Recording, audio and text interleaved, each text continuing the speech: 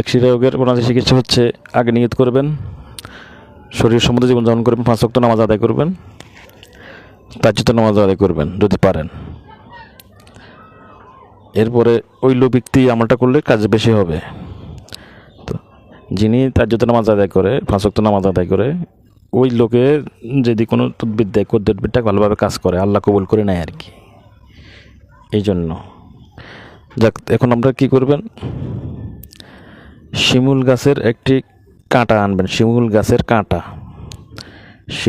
একটি কাঁটা আনবেন এবং শিমুল গাছের শিকড় আনবেন 1 ইঞ্চি শিকড়, শিমুল গাছের কাঁটা ও শিকড় আনবেন, আনে পরিষ্কার করে রোদে শুকাবেন। দ্বিতীয় নম্বরে আনবেন হরিতকি, হট্টি কয় কে হরিতকি একটি হরিতকি আনবেন এবং হরিতলি গাছের শিকড় আনবেন। একটা হলো শিমুল গাছের কাঁটা, একটা হলো শিমুল গাছের শিকড়, আর একটা হলো হরিতকি গাছের শিকড় এবং একটি হরিতকি। তো কী করবেন, হরিতকিটা ছিদ্র করবেন, এটা শুকনা তো ছিদ্র করে কাইতেনের মধ্যে দিবেন, কাইতের মাজার কমরে ব্যবহার করবে। আর ওই শিমুল গাছের কাঁটা এবং শিমুল গাছের শিকড় আর হরিতকির শিকড় তিনটা একসাথে বাঁধবেন, পেঁচাইয়া বাঁধে এটা ঝুলি থাকবে, ঝুলন্ত অবস্থায় যে সাইডে সমস্যা ওই সাইডে ঝুলবে। মানে যদি বাম সাইডে হয় বাম সাইডে ঝুলে দিবেন, ডান সাইডে ঝুলে দিবেন। তো ঝুলে দেওয়ার পরে কাইতেনের সাথে বেঁধে ঝুলে দিবেন। আর একটা তো কাইতেনের সাথে থাকবে হরিটকিটা। এর আগে এগুলো তুলে আনার পরে কিন্তু পরিষ্কার করবেন, একবার শুদ্ধভাবে পরিশুদ্ধ পানি দিয়ে পরিষ্কার করবেন, ধুয়ে এটার উপরে কি করবেন,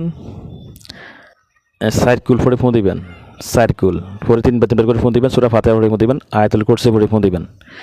ফোঁ দেওয়ার পরে ব্যবহার করবে এবং সর্বশেষ এই শিকড় এটি ব্যবহার করার নিয়তে ব্যবহার করছেন সদগা হিসাবে, এটা গাছের শিকড় ব্যবহার করার সদগা হিসাবে কমের পক্ষে 20 টাকা 21 টাকা আর কি, 21 টাকা দান করবেন কোনো গরিবকে, বা মসজিদে অথবা গরিবকে দান করবেন। 21 টাকা কমের পক্ষে, উপরে পারলে 101 টাকা দান করবেন।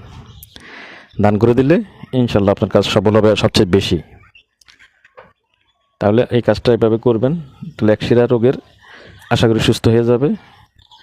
বেশি দিন সময় লাগবে না, 1 সপ্তাহ 14 দিনের ভিতরে সুস্থ হয়ে যাবে আশা করি। সর্বোচ্চ 1 সপ্তাহ অথবা 14 দিন এর ভিতরেই সুস্থ হয়ে যাবে একশিরা রোগী।